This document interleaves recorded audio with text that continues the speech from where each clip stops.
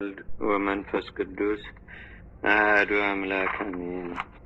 እንደ አምላክ በሚሆን በአብ በወልድ በመንፈስ ቅዱስ ስም ግንቦት 25 በዚህች ቀን አምላክን የወለደች የቅድስት ድንግል የእመቤታችን ማርያም ያክስቷ ልጅ ብጽዕት ሰሎሜ አረፈች። እርሷም የማጣት ልጅ የሌዊ ልጅ የሚልኪ ልጅ የካህን አሮን ልጅ ናት። ለማጣት 3 ሴቶች ልጆች አሉት። የታላቂቱ ስም ማርያም ነው። የሁለተኛይቱ ስም ሶፊያ፣ የሶስተኛይቱም ሐና ነው። ይህችም ማርያም ሰሎሜን ወለደቻት። ሶፊያም ኤልሳቤጥን ወለደቻት። ሐናም አምላክን የወለደች እመቤታችን ቅድስት ድንግል ማርያምን ወለደቻት። እመቤታችን ቅድስት ድንግል ማርያምም ድንግል ስትሆን የክብር ባለቤት ጌታችንና አምላካችን መድኃኒታችን ኢየሱስ ክርስቶስን በወለደችው ጊዜ ይህቺ ቅድስት ሰሎሜ የእመቤታችንን አወላለድ እንደ ሴቶች ሁሉ አወላለድ መስሏት ተጠራጠረች። ከዚህም በኋላ የድንግል እመቤታችንን ገላዋን ዳሰሰቻት። ያን ጊዜ እጇ ተቃጠለ። ሕፃኑን በዳሰሰችውም ጊዜ ደግሞ ዳነች። በዚህም በሕቱም ድንግልና አምላክን እንደወለደች አወቀች። ከተረገመ ሄሮድስ ፊት እመቤታችን ቅድስት ድንግል ማርያም በሸሸች ጊዜ ከዮሴፍ ጋር በመሆን አብራ በመሰደድ የእመቤታችንን ድካሟን ተካፍላ አገለገለቻት። ከስደት እስከተመለሱ ድረስ ሕፃኑን ታዝለዋለች። የምታጥብበትም ጊዜ አለ። መድኃኒታችን ሰው በሆነበት ወራት ሁሉ አልተለየችም። በመከራውም ቀን ከእመቤታችን ከቅድስት ድንግል ማርያም ጋር ከከበሩ ሁሉ ሴቶች በትምህርቱ ወራት ከተከተሉትም ጋራ እያለቀሰች ነበረች። በተነሳባት ዕለት ወደ መቃብር ገስግሳ ከሐዋርያት ቀድማ ያየች ናት። በ50ኛውም ቀን መንፈስ ቅዱስ በወረደ ጊዜ ከባልንጀሮቿ ጋር የከበሩ ሴቶቹ ጋር ሰማያዊ ሀብትን ተቀብላ በክብር ባለቤት በጌታችንና በአምላካችን በመድኃኒታችን በኢየሱስ ክርስቶስ ስም ሰበከች። ብዙዎቹንም አሳመነች። ከአይሁድም ብዙ ስድብና ሽሙጥ አገኛት። ከዚያም አረፈች። ለእግዚአብሔርም ምስጋና ይሁን። እኛንም በጸሎቷ ይማረን፣ በረከቷም ከእኛ ጋር ለዘላለሙ አድሮ ይኑር አሜን። ሰላም ለሰሎሜ በከመ ሰምዐ በዜና ልደታ አምላ ዘርአት ማርያም በድንግልና ትቤሎ አሜሃ ዘተአቅፎ በሕፅና ስብሐት ለከ እግዚኦ በኩሉ ሕሊና ዘመጻእከ ውስተ ምድር በዝንቱ ትሕትና። በዚህችም ቀን ከእንዴና አገር የከበረ ኮጦሎስ በሰማዕትነት አረፈ። ይህም ቅዱስ እናትና አባቱ እግዚአብሔርን የሚፈሩ ናቸው። አባቱም የእንዴናው ገዥ መኮንን ነው። ልጅም አልነበራቸውም። ይህን ቅዱስ ልጅ እስከሰጠው ድረስ ጌታችንን አዘውትሮ ይለምነው ነበር። የቤተ ክርስቲያንንም መጽሐፍት አስተማረው። ከታናሽነቱ ጀምሮ ንጹሕ ሆነ። ለራሱም ስርዓት በመስራት በቀን 100 እንዲሁ በሌሊትም 100 ጸሎታት። ነገር ግን ከእርሱ በኋላ የተወለደች ሴት ልጅ ነበረቻቸውና እርሷን ከአርያኖስ ጋር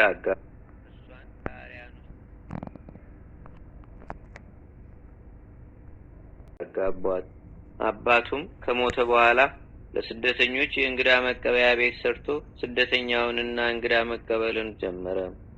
ከዚህም በኋላ የጥበብ መጽሐፍ ተምሮ ሐኪም ሆነ። በሽተኞቹ ሁሉ ወደ እርሱ ይመጣሉ፣ እርሱም ያለ ዋጋ ይፈውሳቸዋል። ዲዮቅልጥያኖስም በካደ ጊዜ አርያኖስ ስለ ሹመቱ ከንጉሱ ጋር ተስማምቶ ሰማዕታትን የሚያሰቃያቸው ሆነ። ይህ ቅዱስም ሰማዕት ለመሆን ይተጋ ነበር።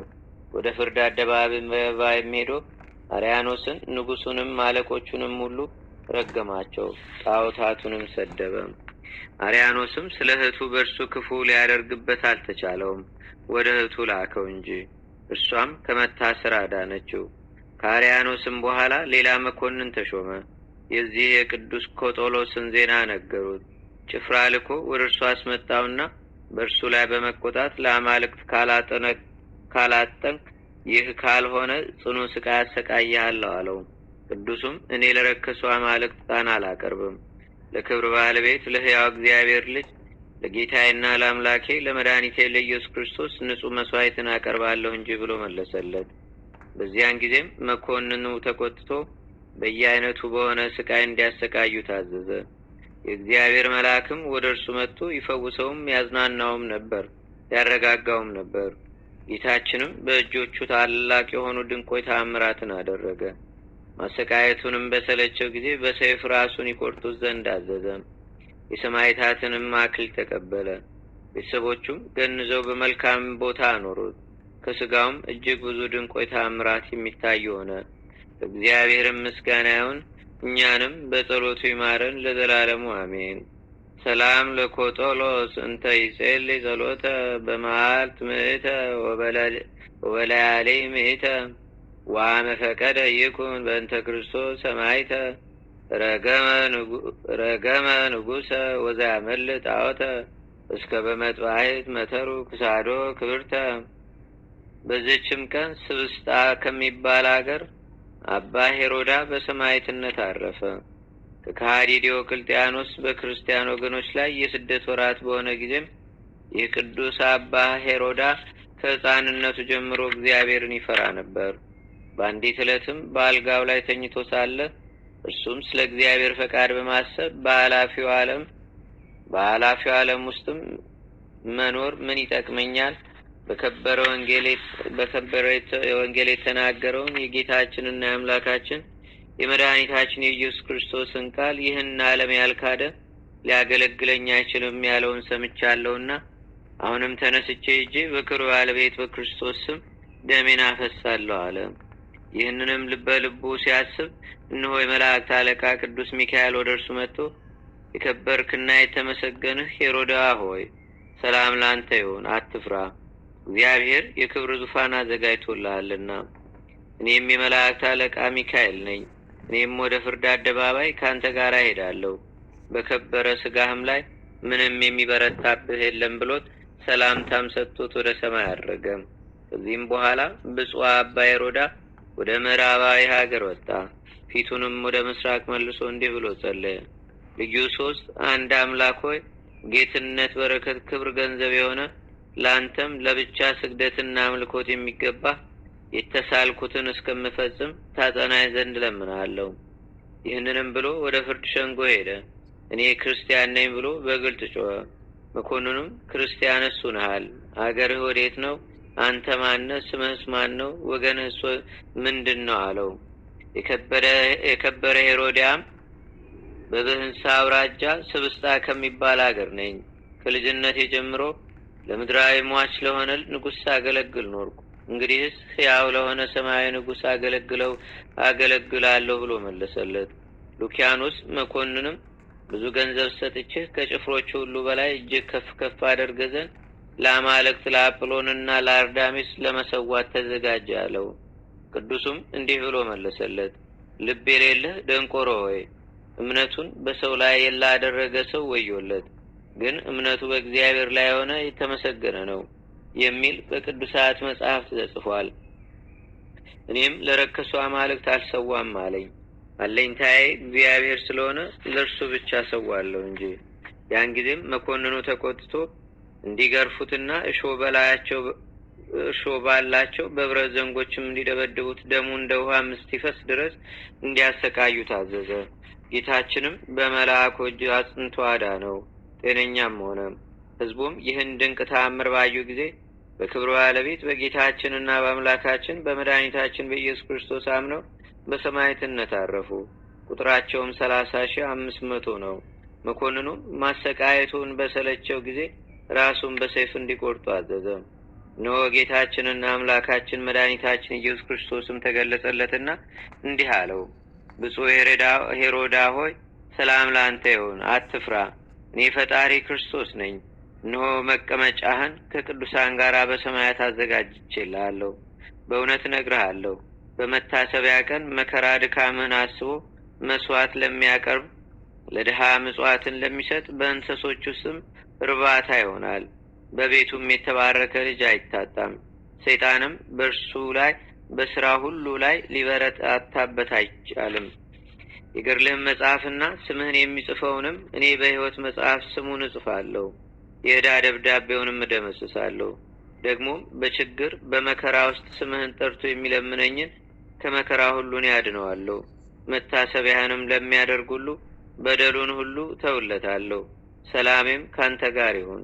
ይህንንም ብሎ መድኃኒታችን ከእርሱ ዘንድ አረገ።